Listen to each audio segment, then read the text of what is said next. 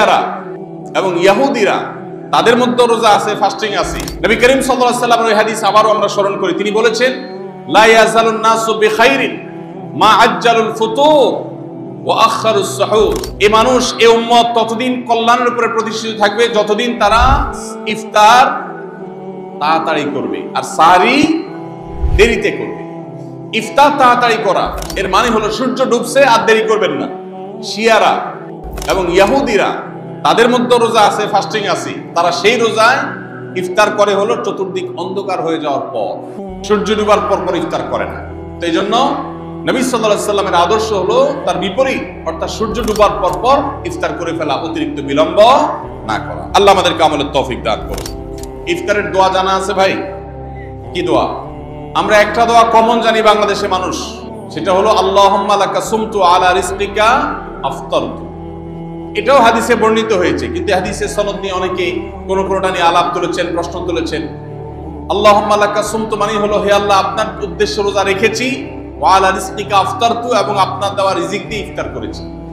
আর ইফতারের আরেকটা দোয়া হলো যাহাবাজ জামা ওয়াবতাল্লাতিল উরুক ওয়া সাবাতাল আজরু ইনশাআল্লাহ। এটা একটা দোয়া। যদি এগুলো দোয়ামূলক নয়, আমরা দোয়া বলছি, এটা মূলত আল্লাহর কাছ থেকে একটা প্রত্যাশা। এর অর্থ হলো যাহাবাজ জামা, আমার পিপাসা দূর হয়ে গেছে, ওয়াবতাল্লাতিল উরুক, আমার শিরা উপশিরাগুলো সব সিক্ত হয়ে গেছে, ওয়া সাবাতাল আজরু ইনশাআল্লাহ, এবং আল্লাহ চাহেন তো এই রোজার বিনিময় আমার সাব্যস্ত হয়ে গেছে, আল্লাহর কাছে এটা স্থির হয়ে গেছে। এটা হলো ইফতারের দোয়া। ইফতারের দোয়াটা কি ইফতারের আগে করব না পরে করব? ইফতারের দোয়াটা যারা ইফতারের আগে করার পক্ষে তারা হাত তোলেন, অল্প সংখ্যক মানুষ। আর বাকিরা সবাই কি পরের পক্ষে না মাঝখানের পক্ষেও আছেন লোক? সব পরের। মাশাআল্লাহ, সব সূক্ষ্ম সূক্ষ্ম মাসআলা দেখি গাবতলী মানুষ জানে, মাশাআল্লাহ, অনেক অগ্রসর দেখা যায়। আল্লাহ আমাদের সবাইকে দ্বীনের জন্য কবুল এবং মঞ্জুর করুন, মাশাআল্লাহ। ভাইরা আমার, ইফতারের দোয়াটা ইফতারের পরে করতে হয়, যেটা বেশিরভাগ মানুষ জানে না। কিন্তু আমি অবাক হলাম যে এখানে বেশিরভাগ মানুষ আপনারা জানেন, মাশাআল্লাহ, নলেজেবল মানুষ, বোঝা গেছে। ইফতারের দোয়ার অর্থের দিকে তাকালেই তো বোঝা যায় এটা আগে না পরে। দোয়ার অর্থের মধ্যে তাকালে আমরা দেখতে পাচ্ছি যে আল্লাহ শিরা উপশিরা সিক্ত হয়ে গেছে, পিপাসা দূর হয়ে গেছে, এগুলো তো ইফতারের পরেই হয়। অবশ্য আমি অর্থ আগে বলে দিয়েছি, সেটা দেখে হয়তো আপনারা অনেকে বুঝে ফেলছেন, মাশাআল্লাহ। তো যাই হোক, ইফতারের শুরুতে বিসমিল্লাহ বলে ইফতার করব আর শেষে এই দোয়া পড়বো। আল্লাহ আমাদেরকে আমলের তৌফিক দান করুন। রোজা রেখেছেন কিন্তু ইফতার করেন নাই, রোজা হয়ে যাবে কিন্তু সুন্নাত আদায় হবে না। এই জন্য ইফতার করা একটা সুন্নাত। আল্লাহ তাআলা আরহামুর রাহিমিন, এমন একটা মাস রমজান মাস, সারা বছর কিন্তু আমরা নাস্তা করি। সারা বছর যেটা নাস্তা করি রমজানে সে নাস্তাই করি।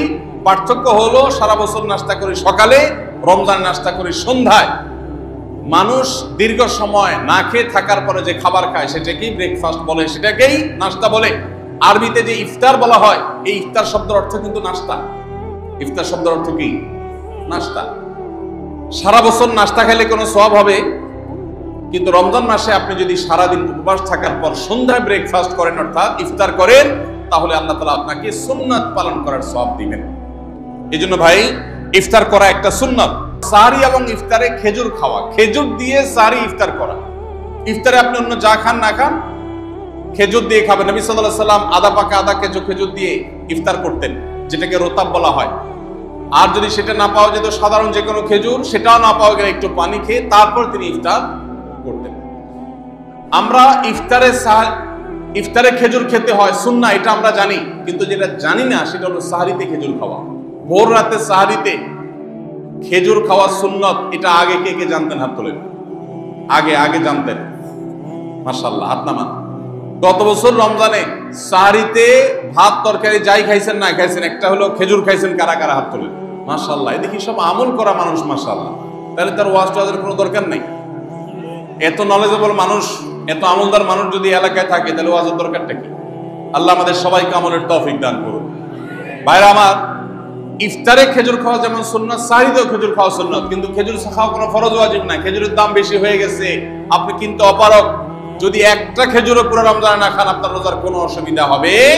তবে নবী সাল্লাল্লাহু আলাইহি সাল্লাম যেহেতু ইফতার এবং সাহরিতে খেজুর খেতেন, আর খেজুরে প্রচুর পরিমাণ সুগার আছে, উপকারী, যেটা মানুষের স্বাস্থ্যের জন্য উপকারী, প্রচুর পরিমাণ এনার্জি আছে, খাদ্য শক্তি আছে, সারাদিন রোজা রেখে আমাদের যে সুগারের ঘাটতি হয় সেটা পূরণ করার জন্য সহায়ক হয়।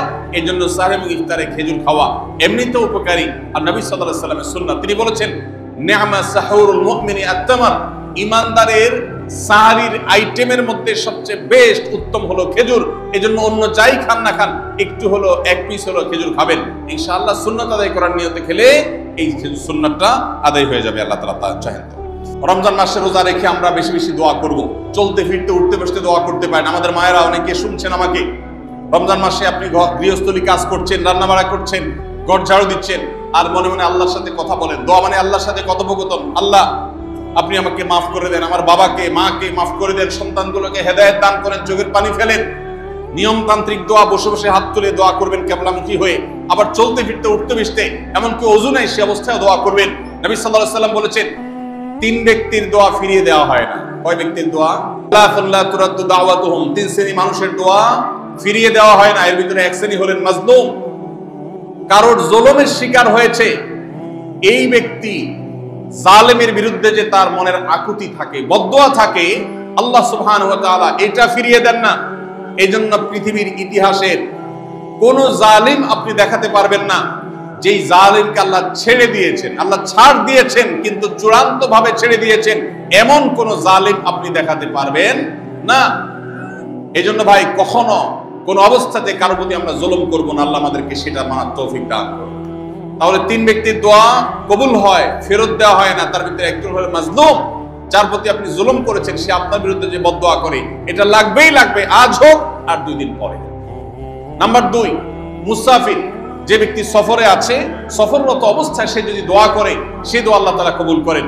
3 নম্বর হলো রোজাদার ব্যক্তি, as-সাইম হাত্তা ইফতির, রোজাদার ব্যক্তি সারাদিন ভর রোজা করলে ইফতার রাগ পর্যন্ত, সারাদিন দোয়া করলে ইফতার রাগ পর্যন্ত দোয়া কবুল হয়।